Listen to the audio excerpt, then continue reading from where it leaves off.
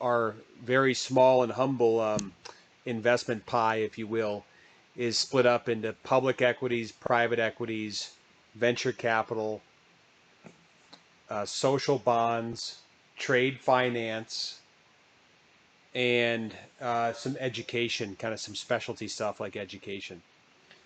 And I would say, all in all, this is why it's nice to be diversified.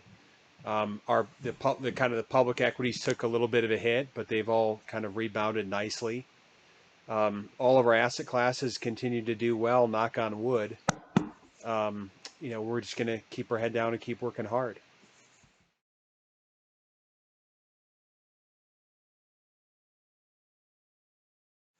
So COVID-19, gosh, it's obviously such a big topic for everybody. It's literally has is affecting nearly every industry or asset class. The long-term implications for me, I think that what comes right off the top of my head is real estate. So office real estate, I think is going to continue to have a big headwind, um, and I'll tell you why. And I think retail as well. So for retail is easy, Amazon and Walmart, kind of these online retailers are going to continue to kind of make it more difficult for the physical retailer um, in the future. So I think that that's a pretty big headwind for them. Some commercial will do fine, some will struggle. But the big one for me, I think, is office. Again, retail's big too, but office, particularly with COVID, is big because there's so many people that commute. And let me say that there's going to be people that need to go to the office, right? They have to go to the gas station and work. They're a custodian at a school or a grocery store. The people that do work at grocery stores or fulfillment centers or manufacturing plants, that we need those brave men and women to go and work there. But there's this other group of people that have commuted for a big part of their life. And maybe they commuted for an hour, half hour, or 2 hours in total. I know some people have actually commuted 3 hours a day to work. And I think if they can work from home and now all of a sudden they have just say 1 hour a day back of their life, 5 hours a week, that's 5 hours. Gosh, they can meditate, they can work out, they can read a book they've always wanted to be, they can spend more time with their family. I just think that it's going to be very difficult for that kind of niche or demographic to want to go back to work. And yeah, will they go back at some point? Sure, but not to the extent that they were before. Just because I think many people can be very productive at home.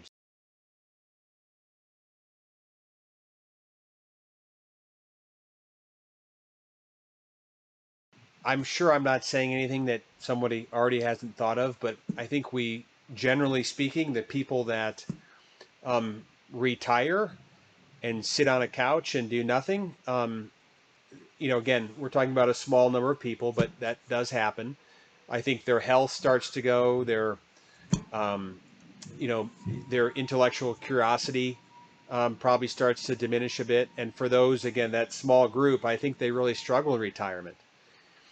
Um, if for people that are wondering when's the right time, hey, working part time on a passion that you've always wanted to do. Maybe it's working part time at a school or an elementary school, or getting outside and do landscaping. I mean, just doing something where you can work part time and still kind of augment your income, either your retirement income or your Social Security income. It keeps you active, keeps you fit, keeps you engaged in the world. I guess I would recommend that people find something that they could do in retirement. Um, and if some people have the luxury to do all volunteer work, hey, that's awesome. But for some people that are kind of concerned about their income or their balance sheet, hey, retire and do something part time. That's a lot of fun. Coach a high school sport. I mean, do something. Do whatever makes you feel good.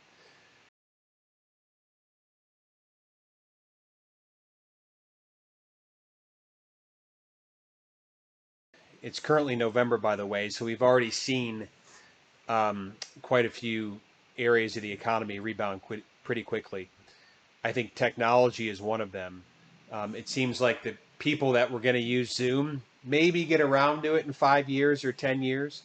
Um, Bang, they're on it. I mean, it just accelerated a lot of adapting to technology very quickly. So I think technology is a big winner in terms of online delivery like an Amazon or Walmart.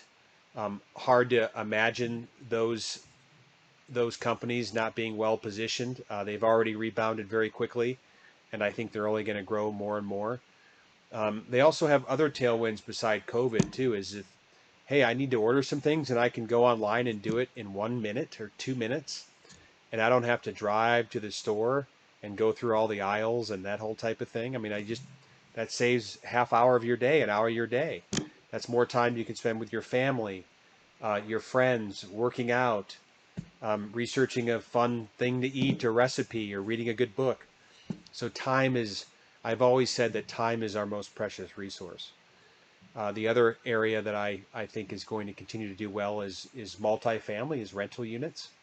Remember, you can work anywhere, but you have to live somewhere. And I'm going to say it again because it's important. You can work anywhere, but you have to live somewhere.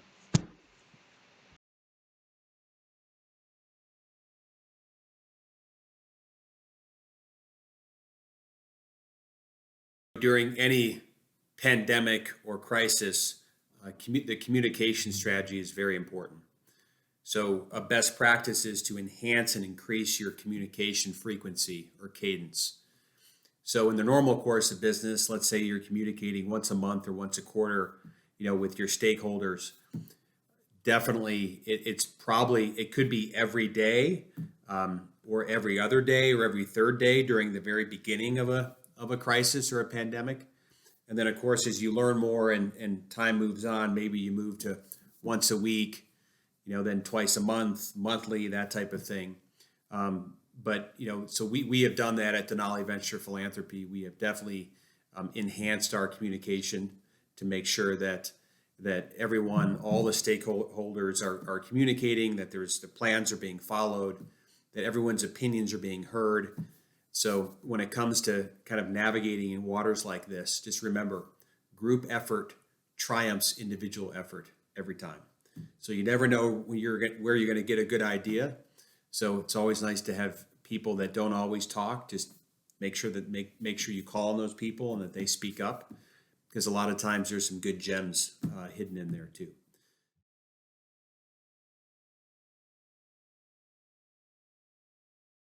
So the future of impact investing during a global pandemic or a crisis is complex and challenging. There's obviously business travel or impact investing travel or philanthropic travel.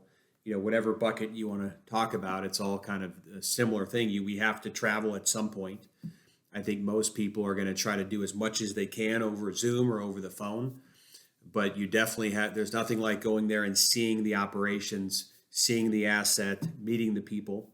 And when you do, what do? You gotta wear masks. You gotta wash your hands, keep socially distanced. We will beat this. We will beat this thing. When we just have to be mindful.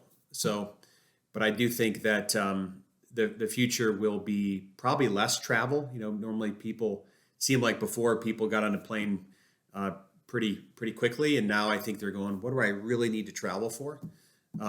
So that's definitely, I think, something that the future holds, and we're already seeing that now. But hopefully, things loosen up and people can travel a little bit more.